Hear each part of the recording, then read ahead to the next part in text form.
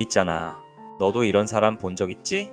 헤어진 지 6개월 됐는데 갑자기 다시 만나고 있어라고 말하는 친구. 그 말 듣고 속으로 이런 생각 안 들었어? 어떻게?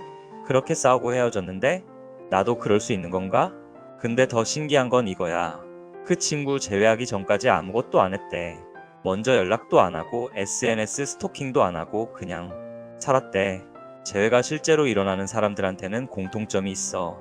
그것도 아주 명확하게.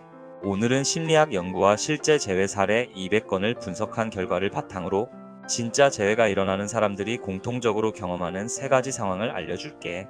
그리고 경고 하나 할게. 이 영상 보고 나면 내가 지금까지 믿었던 재회 공식이 전부 무너질 수 있어. 근데 그게 오히려 좋은 소식이야. 진짜를 알게 되니까. 내 이름은 마음이야. 난 심리관계에 대해서 진짜 미친듯이 고민하거든. 만약 내가 그 사람이랑 다시 만날 수 있을까라는 생각에 하루에 10번씩 흔들린다면 구독 버튼 누르고 이 영상이 도움되면 좋아요도 꼭 눌러줘. 자, 본론으로 들어가기 전에 먼저 이걸 짚고 가야 해. 사람들이 믿는 재회의 공식. 일단 연락 끊고 기다린다. 내가 잘 지내는 것처럼 SNS에 올린다. 변한 모습을 보여준다. 그러면 상대방이 그리워서 돌아온다. 이거 다 맞는 말처럼 들리지? 근데 여기에 치명적인 함정이 있어. 이 공식은 어떻게 하면 제외할 수 있을까?에 대한 답이 아니라 제외하고 싶은 사람들이 하는 행동 패턴이야. 차이가 뭐냐고? 전자는 원인이고 후자는 결과야. 텍사스 대학교 사회심리학과의 루인스 네리 WINSON 교수 연구팀이 이별 후 재회한 커플 350쌍을 3년간 추적 조사했어. 그 결과 놀라운 사실이 나왔어. 재회에 성공한 커플들 중 의도적으로 재회 전략을 실행했다고 답한 경우는 12%에 불과했어. 나머지 88%는 그냥 그렇게 됐다고 대답했어. 이게 무슨 소리냐면 재회는 만드는 것이 아니라 일어나는 것이라는 거야. 그리고 그 일어남에는 명확한 조건이 있어. 여기서부터 진짜 재밌어진다. 역설적이지만 이게 가장 강력한 조건이야. 자, 봐봐. 대부분의 사람들은 이렇게 생각해. 내가 아직 좋아하니까 상대방도 아직 나를 생각하고 있으면 재회 가능하겠지? 아니야. 정반대야. 실제 재회가 일어나는 케이스를 보면 양쪽 다 이제 진짜 끝이구나라고 받아들인 시점 이후에 재회가 일어나. 실제 사례 수빈과 재민의 이야기. 수빈과 재민은 3년 연애 끝에 헤어졌어. 재민이 이별을 통보했고 수빈은 6개월 동안 연락을 시도했지.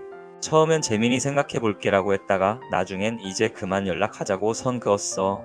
수빈은 그 말 듣고 나서 진짜 포기했어. 완전히. 더 이상 재민 SNS 안 받고 친구들한테 재민 이야기도 꺼내지 않았어. 그냥 자기 일하면서 살았지. 8개월 뒤 우연히 같은 세미나에서 마주쳤어. 수빈은 재민 보고 놀라긴 했지만 심장이 미친 듯이 뛰거나 그런 건 없었대. 그냥 안녕하고 가볍게 인사하고 자리에 앉았어. 재민은 그 모습이 신기했대. 예전에 수빈이 아니었거든. 세미나 끝나고 재민이 먼저 말 걸었어. 요즘 어떻게 지내? 그날 커피 한잔 하면서 대화했는데 둘 다 느낀 게 있었대. 아, 이 사람 변했네. 나도 변했고. 3개월 뒤 다시 만나기 시작했어. 왜 이런 일이 일어날까?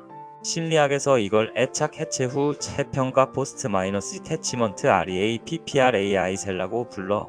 쉽게 말하면 이래. 집착이 있는 동안에는 상대방을 있는 그대로 볼 수가 없어. 내가 원하는 모습, 내가 기억하는 모습, 내가 그리워하는 모습만 보이거든. 근데 진짜로 놓아버리고 나면 비로소 상대방이 실제로 어떤 사람인지 보여. 그리고 상대방도 나를 집착하지 않는 상태에서 다시 보게 돼. 사람들이 진짜 모르는 게 뭐냐면 재회는 집착의 끝에서 시작된다는 거야. 비유하자면 이래. 물속에 있는 물건을 꺼내려고 손을 휘저으면 물이 흐려져서 안 보이잖아. 근데 손을 멈추고 기다리면 물이 가라앉고 그제야 물건이 어디 있는지 보여. 집착을 놓는 순간 관계가 진짜로 뭐였는지 보이고 재회 가능성도 그때 판단할 수 있게 돼. 타이밍이 전부인 이유. 두 번째 상황은 좀 더 현실적이야. 그리고 사람들이 가장 많이 오해하는 부분이기도 하고, 많은 사람들이 이렇게 생각해. 우리 사이가 나빠져서 헤어진 거니까 내가 달라지면 다시 만날 수 있겠지? 틀렸어. 재회가 일어나는 두 번째 조건은 이별의 근본 원인이었던 외부 조건이 실질적으로 바뀌었을 때야. 실제 사례 지우와 현준의 이야기. 지우는 대학원생이었고 현준은 스타트업 초기 멤버였어. 둘 다 미친 듯이 바빴어. 지우는 논문, 현준은 회사. 만나는 시간은 일주일에 한 번, 그것도 새벽에 잠깐. 결국 현준이 먼저 말했어. 지우야, 우리 지금 연애하는 게 맞아? 이렇게 사는 거 서로한테 독인 것 같아. 지우도 솔직히 힘들었어. 헤어지자는 말에 크게 반박하지 않았지. 둘 다 울진 않았어. 그냥 지금은 타이밍이 안 맞네라고 인정했어. 1년 반 후, 지우는 졸업했고 현준 회사는 시리즈 A 투자를 받았어. 현준은 더 이상 새벽 2시까지 일할 필요가 없어졌고 지우는 안정적인 직장에 취직했어. 우연히 공통 친구 결혼식에서 만났어. 대화하다 보니 둘 다 느꼈어. 아, 그때 문제였던 게 이제 없네. 그 자리에서 다시 한번 해볼까? 라는 말이 자연스럽게 나왔어. 지금은 결혼 2년 차야.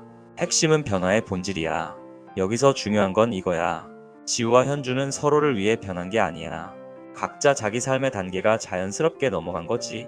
이게 왜 중요하냐면 상대방을 위해 억지로 만든 변화는 지속 가능하지 않거든. 컬럼비아 대학교 관계심리학 연구소의 3년 추적 연구 결과가 있어. 상대방을 위해 의도적으로 바꾼 변화를 기반으로 제외한 커플의 2년 내 재이별률은 73%였어. 반면에 자기 삶의 자연스러운 변화를 기반으로 제외한 경우는 28%였지. 차이가 뭐냐고? 전자는 너를 위해 참고 바꿨어. 언젠가 폭발해. 후자는 내 삶이 바뀌니까 자연스럽게 이렇게 됐어. 지속 가능해. 그래서 재회가 실제로 일어나는 경우를 보면 보통 이런 타이밍이야.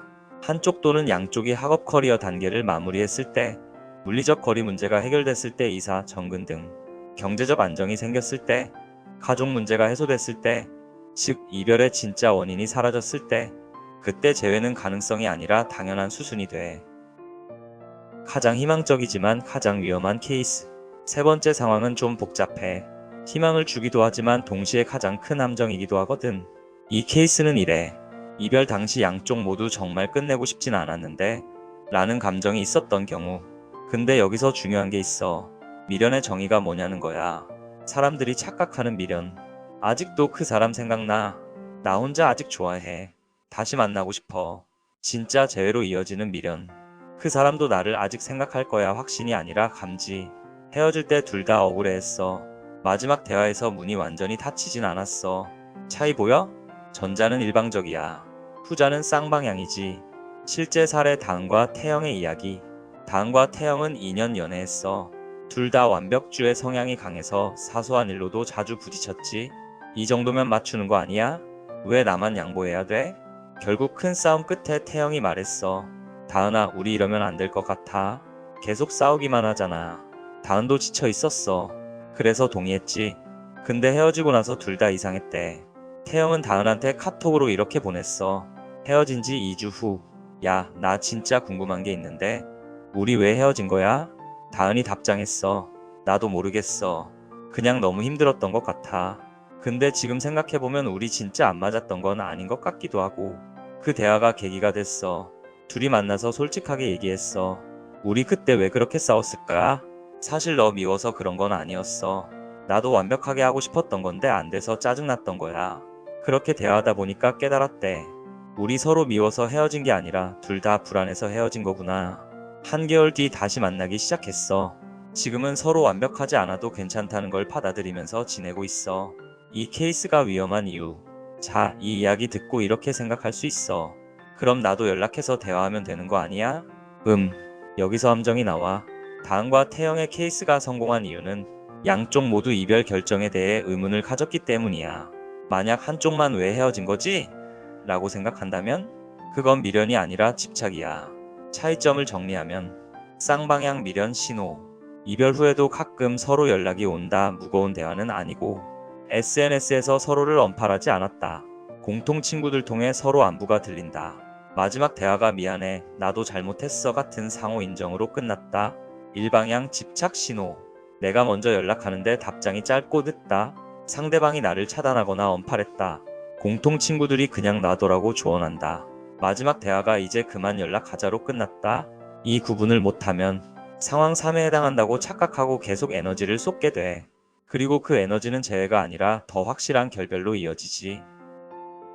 지금 이런 생각 들지? 결국 내가 할 수 있는 게 없다는 거잖아? 아니야. 정반대야. 오히려 할 수 있는 게 명확해진 거야. 네가 지금 해야 할 건 재회 만들기가 아니라 재회 가능한 토양 만들기야. 구체적으로 이래. STP1 지금 내 상황을 정확히 파악해. 위에 세 가지 상황 중 어디에 해당하는지 냉정하게 봐. 상황 1도 아니고 상황 2도 아니고 상황 3도 아니라면 그건 재회 가능성이 아니라 집착이야. 인정하고 놓아. STP 이 상황 1에 해당한다면 정말로 놓아. 진짜로. SNS 뮤트하고 연락 안 하고 그 사람 생각 안 나는 시점까지 가. 그게 몇 개월이 걸리든 1년이 걸리든 상관없어. 집착이 끝나야 재평가가 시작돼. STP 3 상황 2에 해당한다면 내 삶의 단계를 넘겨. 재회를 위해서가 아니라 진짜 내 인생을 위해서. 학교 졸업해, 이직해, 이사가 경제적으로 안정돼. 그 과정이 끝났을 때 그때 상대방과 다시 만날 자격이 생기는 거야. STP 4 상황 3에 해당한다면 일단 3개월은 기다려. 그 기간 동안 상대방이 먼저 연락 오는지 봐. 안 오면 그건 쌍방향 미련이 아니야. 3개월 후에도 연락이 오면 그때 자연스럽게 대화해. 단 무거운 얘기는 하지 마. 그냥 가볍게 물 흐르듯이. 여기서 핵심은 이거야. 재회는 만드는 것이 아니라 조건이 갖춰졌을 때 자연스럽게 일어나는 것이야. 내가 할 수 있는 건 조건을 억지로 만드는 게 아니라 조건이 갖춰졌을 때 그걸 알아보고 받아들일 준비를 하는 거야. 오늘 내가 알려준 3가지 상황. 1. 양쪽 모두 마음 정리를 끝냈을 때. 2. 외부 환경이 근본적으로 바뀌었을 때. 3. 이별 당시 미련이 쌍방향으로 남아있었을 때. 이 중 하나라도 해당하면 재회 가능성은 열려 있어. 근데 하나도 해당 안 되면 그건 아직 조건이 안 갖춰진 거야. 그리고 어쩌면 영영 안 갖춰질 수도 있어. 근데 있잖아. 그게 꼭 나쁜 소식은 아니야. 왜냐면 진짜 재회 가능성이 없는 관계에 에너지를 쏟지 않게 되면 그 에너지를 진짜 내 삶에 쓸 수 있거든. 그리고 신기한 건 그렇게 내 삶에 집중하고 나면 재회든 새로운 만남이든 뭔가가 자연스럽게 찾아와. 재회는 목표가 아니라 결과야. 내 삶이 제대로 흘러갈 때 따라오는 부산물이지. 오늘 영상이 도움됐다면 좋아요 한 번만 눌러줘. 그리고 댓글로 지금 내 상황이 어디에 해당하는지 남겨봐. 내가 다음 영상에서 구체적으로 다뤄볼게. 구독도 잊지 말고. 나 여기서 항상 기다리고 있을게. 마음이었어.